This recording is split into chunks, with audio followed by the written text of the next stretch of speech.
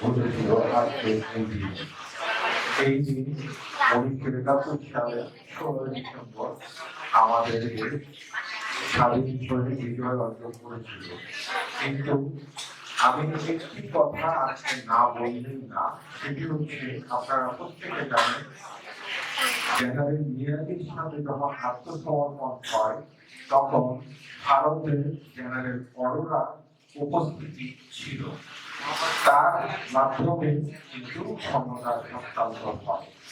লক্ষ্য করে দেখবেন আপনারা ইতিহাস থাকলে বুঝতে পারবেন আমাদের দেশের 11 জন সেক্টর কমান্ডারের কেউই কিন্তু সেদিন আসতে পারেনি।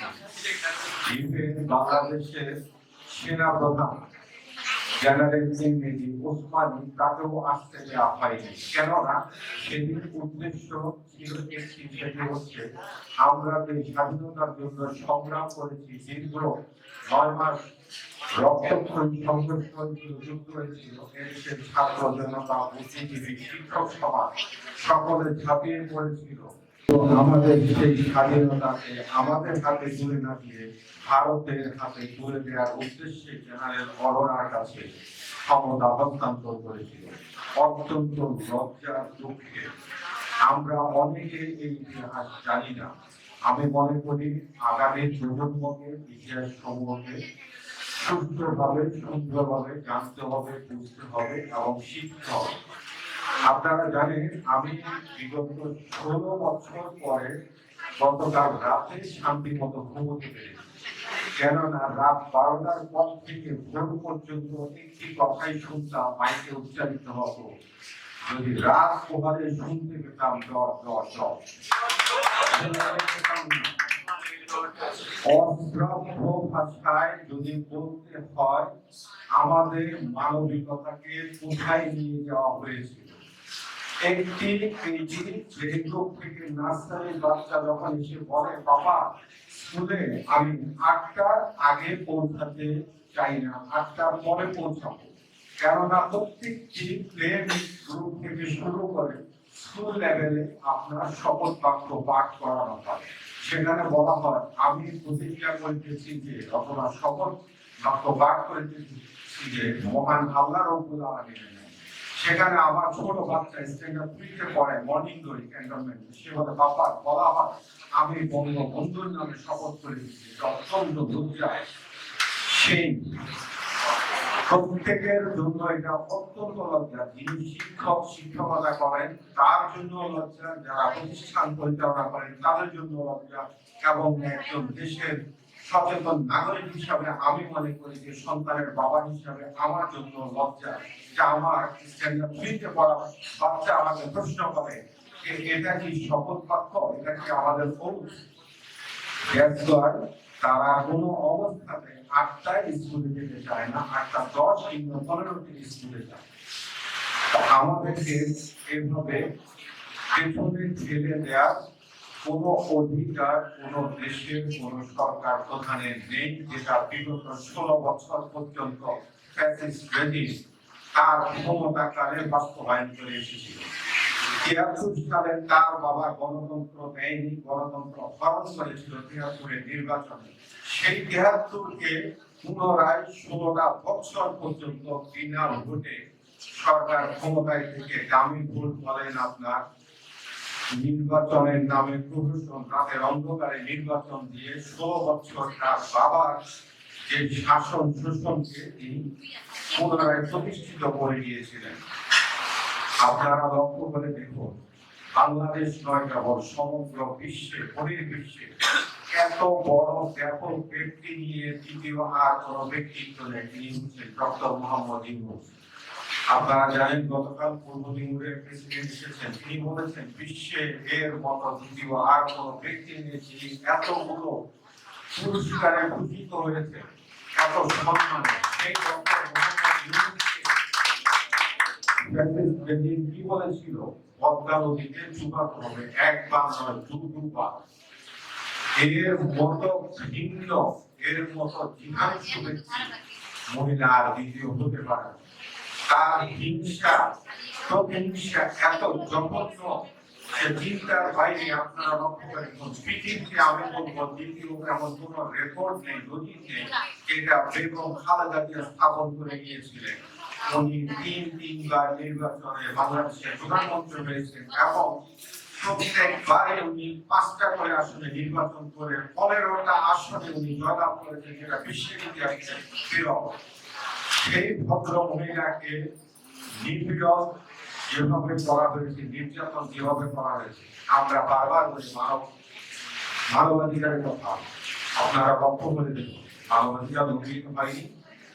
তাকে এভাবে বিনা বিচারে অন্যায় ভাবে দীর্ঘ 7 বছর কারান্তরিত করা হয়েছে। তাকে চিকিৎসার জন্য পর্যন্ত কোন সুযোগ সুবিধা প্রদান করা হয়নি।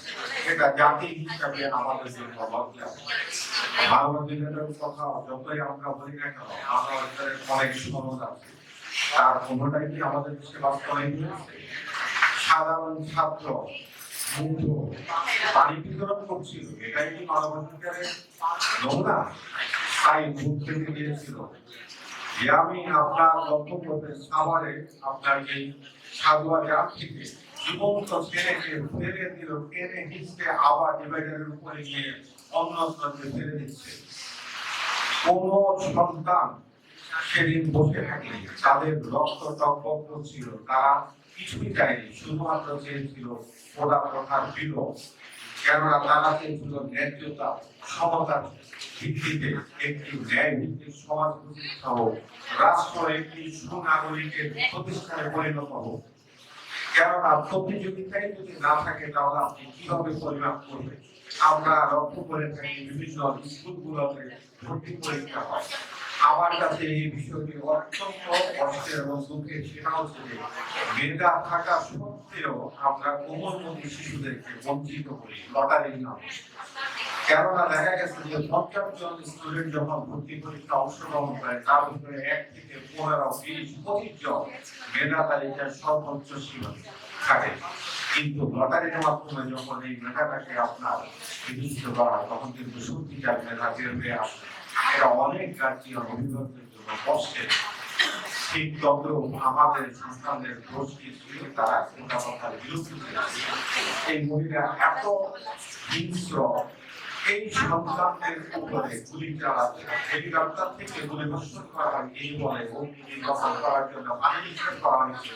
সেই মহা তার মতো মহিলা আমাদের দেশে লক্ষ্য করে দেখেন, আর দ্বিতীয় কোন শাসক দেশ থেকে পালিয়ে যাবে। একমাত্র ফ্যাসিস্টিজম শেখ হাসিনা এই দেশ থেকে বিতাড়িত হয়েছে, পালিয়ে যেতে বাধ্য হয়েছে। কিন্তু পালিয়ে গিয়েও ক্ষান্ত হয়নি, এখনো বলে যে আমি যে কোনো মুহূর্তে চুপ করে চলে আসতে পারি। এভাবে চলে আসা ওনার কোনো সুযোগ নেই, কেননা উনি তাই মুগ্ধ রাজনীতি বা ওয়াসিমের কথা ভুলে গিয়েছে, যারা বুকে তাজা রক্ত ফেলে দিয়ে এই দেশকে দ্বিতীয়বারের মতো স্বাধীন এবং সার্বভৌম রাষ্ট্রে পরিণত করেছে। 71 সালে যে মুক্তিযুদ্ধের মাধ্যমে এই দেশ স্বাধীন হয়েছে, 24-এর গণ অভ্যুত্থানের মাধ্যমে সেই স্বাধীনতা পুনর্জীবন লাভ করেছে। এবং আমরা প্রত্যাশা করি আমাদের প্রত্যেকের উচিত হবে এই স্বাধীনতাকে কোনোভাবেই যেন আমরা আমাদের হাত থেকে বিচ্যুত করে না ফেলি। আমাদের দেশের রাষ্ট্র ব্যবস্থা বলেন, সামাজিক, অর্থনৈতিক, বিচার ব্যবস্থা কোনো কিছুই আপনার অবশিষ্ট রাখে। বিগত 16টি বছর এমন কোন প্রতিষ্ঠান নেই যেখানে আপনার সংসদীয়রা চালানো ছাড়া দ্বিতীয় কোনো কিছু ছিল না। এদেশের সকল অর্থনৈতিক প্রতিষ্ঠানগুলোকে ধ্বংস করে দিয়েছে। বাংলাদেশের সবচেয়ে বড় প্রতিষ্ঠান যেটা হচ্ছে গার্মেন্টস শিল্প। আজকে লক্ষ্য করে দেখুন, গার্মেন্টস শিল্পকে সম্পূর্ণরূপে প্রতিষ্ঠা করে দিয়েছে। এরা চলে গিয়েও এখন পর্যন্ত ক্ষান্ত হয়নি। এদের ক্রেতার তারা প্রতি পদে পদে মুহুর্মুহুভাবে আক্রমণ চালাচ্ছে। তার নদী দেখতে পাচ্ছি বিগত 3 মাসে আমরা, আপনারা নিজেরাই চিন্তা করেন 16 বছর আনসাররা কোথায় ছিল, কোথায় তাদের জাতীয় মহল ছিল, কোথায় আপনার রিক্সা শ্রমিক বলেন, কোথায় আপনার সচিবালয়ের কর্মচারীরা বলেন, কোথায় আপনার বিভিন্ন ছাত্রদের অটোপাস থেকে শুরু করে বিভিন্ন ক্ষেত্রে আপনার যে ধরনের পায়দারা করা হয়েছে। আপনি চিন্তা করে দেখুন, একটি প্রোগ্রাম চলছিল গত 2 সপ্তাহ আগে, সেখানে নাম শুনে থাকবেন বিএনপির যুগ্ম মহাসচিব রিজভী আহমেদ। উনি বক্তব্য দেবেন, তার আগে একজন বিশ্বাস শ্রমিক বক্তব্য দিলেন, দেওয়ার পরে সে বলে উঠলো জয় বাংলা জয় বঙ্গবন্ধু। কেন বলেছে বুঝতে পেরেছেন? কারণ সে ওই যোগের ওই শরীরে অংশীত, কেননা শেষ মুহূর্তে তার মুখ দিয়ে তার ওই চিরাচরিত প্রকাশ পেয়েছে। এর মানে একটা হচ্ছে যে আজকে যারা নিয়মের অন্তর্ভুক্ত ছিল তারা এখন প্রতি নিয়ত প্রতি ক্ষণে ক্ষণে ভোট পাল্টাচ্ছে এবং প্রশাসনের রঙে রঙে এখন এরা বিতরণ করে বেড়াচ্ছে। তাই আমি আজকে এই সভার আয়োজনকারী আয়োজক এবং মাননীয় প্রধানমন্ত্রী মহোদয় এবং অন্যান্য সকল বিশিষ্টজনদের কাছে অনুরোধ করব, আপনাদের মাধ্যমে বর্তমান অন্তর্বর্তীকালীন সরকার প্রধান ডক্টর মোহাম্মদ ইউনূস স্যার উনি যেন এই সমস্ত বিষয়গুলোকে উপলব্ধি করে আমাদের দেশের জন্য যে সকল সংস্কার করা প্রয়োজন সেই সকল সংস্কার উনি করবেন, কিন্তু প্রত্যেক সংস্কার সংবিধান মেনে হয় না। সুতরাং সংবিধানকে যদি আপনি মানতে হয়, সংবিধানের আলোকে যদি দেশকে পরিচালিত করতে হয়, তাহলে একটি সুস্থ অবাধ নিরপেক্ষ নির্বাচন দরকার এবং সেই অবাধ সুস্থ নিরপেক্ষ নির্বাচনের মাধ্যমে একটি গণতান্ত্রিক সরকার এদেশে প্রতিষ্ঠিত হবে এবং সেই সরকার অভ্যুত্থানে আত্মাহুতি প্রদানকারী সকল বীর শহীদদের রক্তের প্রতি শ্রদ্ধা জানিয়ে দেশকে পরবর্তীতে পুনর্বার একের পর এক সমৃদ্ধির দিকে এগিয়ে নিয়ে যাবে, সেই প্রত্যাশা ব্যক্ত করে আপনাদের সকলকে ধন্যবাদ জানিয়ে আমি আমার বক্তব্য শেষ লাইন না বলে পারছি না। ওনার একটি বক্তব্য প্রায় সময় বলেন, भारत को इतना भारत जो आना सके, अगर आ जाए तो इसका भारत को जा ना सके। অর্থাৎ যে বৃষ্টি এত বছর আমার আসতে না পারে, আর যদি এসে যায় তবে এত অসুখ ছাড়াই দিব না যেন সে থেকে না পারে। এই কথা বলার উদ্দেশ্য হচ্ছে যে আমাদের প্রত্যাশা ছিল, সাইড মুদ্রদের প্রত্যাশা ছিল বিশ্বকরণ ডক্টর মোহাম্মদ ইউনূসের নেতৃত্ব বাংলাদেশে আগমন করতে, বাংলাদেশে একটি নতুন অভ্যুদয় করবে এবং বহির্বিশ্বে বাংলাদেশের যে চিরচেনা রূপ সেটিকে আরো সামনে এগিয়ে নিয়ে যাবে এবং ওনার উপস্থিতিতে আমাদের যে সকল সংস্কার দরকার সে সকল সংস্কার সম্পাদনের মাধ্যমে নতুন একটি নির্বাচনী রোডম্যাপ দিয়ে উনি নতুন একটি সরকারের হাতে ক্ষমতা তুলে দেবে এবং বাংলাদেশ সুন্দর পথে এগিয়ে যাবে। এটাই আমাদের প্রত্যাশা। আল্লাহ হাফেজ।